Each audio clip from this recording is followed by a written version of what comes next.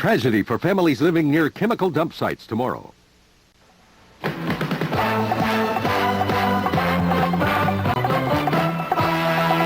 Action News, Delaware Valley's leading news program, with Gary Papa and Rob Jennings.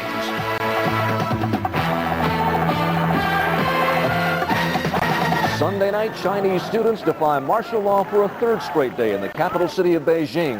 And the widow of a slain SEPTA transit officer is honored by the FOP. But the big story in Action News tonight finds a little West Oak Lane boy fighting for his life following a hit and run tonight. Police arrived in the 1100 block of East Philomena Street about 7 tonight. They found 3-year-old Anthony Holliday lying on the street where he had been struck by a car. Police found the car abandoned nearby. The boy was rushed by paramedics to Einstein Medical Center's emergency room. He is in serious condition with extensive injuries. Meanwhile, officers have caught up with 4 teenagers allegedly seen running from this car after the accident.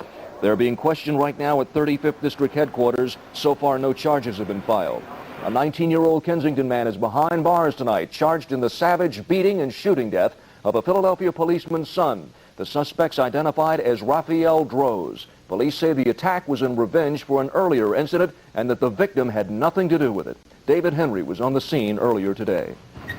It was just another Saturday night on the corner at Ann and Belgrade in Port Richmond until 3 carloads of Hispanic teenagers pulled up. They jumped out and started swinging baseball bats at a group of teenagers who normally hang out on the corner. When it was over, 17-year-old Sean Daly, the son of a Philadelphia policeman, lay dead on the sidewalk. Most of the friends ran. One of his friends was struck on the arm as he was getting away, but Sean was caught on the corner, and he was struck repeatedly with the bats. He fell to the ground. He was beaten while he was on the ground, and then he was shot while he laid there. Lieutenant Henwood says the neighborhood has a history of racial tension, but they're not sure what touched off last night's attack.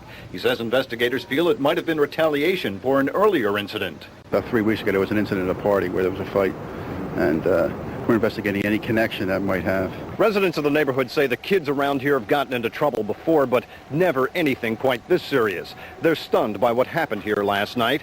One of them came out and held Sean's hand as he lay dying. You walk outside and you find a kid that you know laying on the street dying.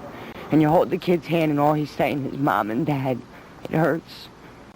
That hurts. That's hard to live with. Sean was a junior at North High School. He also coached a team in the youth softball league founded by his father.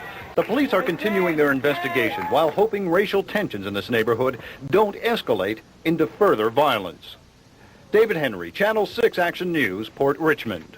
Homicide detectives are investigating the death of a man whose body was found in the trunk of a car parked in Germantown this afternoon. The scene was the 200 block of East Harvey Street. The victim was wearing a sweatsuit but had no identification. The car has Jersey plates, but it had not been reported stolen.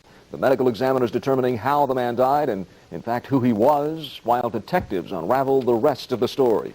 Former Philadelphia Eagles linebacker Alonzo Johnson is in the Camden County Jail tonight, charged with sexual assault and making terroristic threats. Police responded to calls in the Terrestre development in Gloucester Township early today and found a woman running from a car, screaming that she had just been sexually assaulted.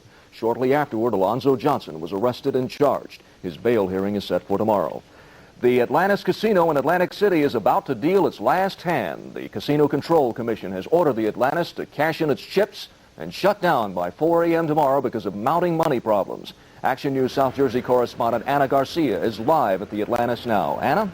Rob, some have said the Atlantis was doomed from the day it was named. And tonight, after a series of problems such as huge debt, mismanagement, a lengthy strike, and bankruptcy, the casino portion of the hotel will shut down at 4 a.m., as you said.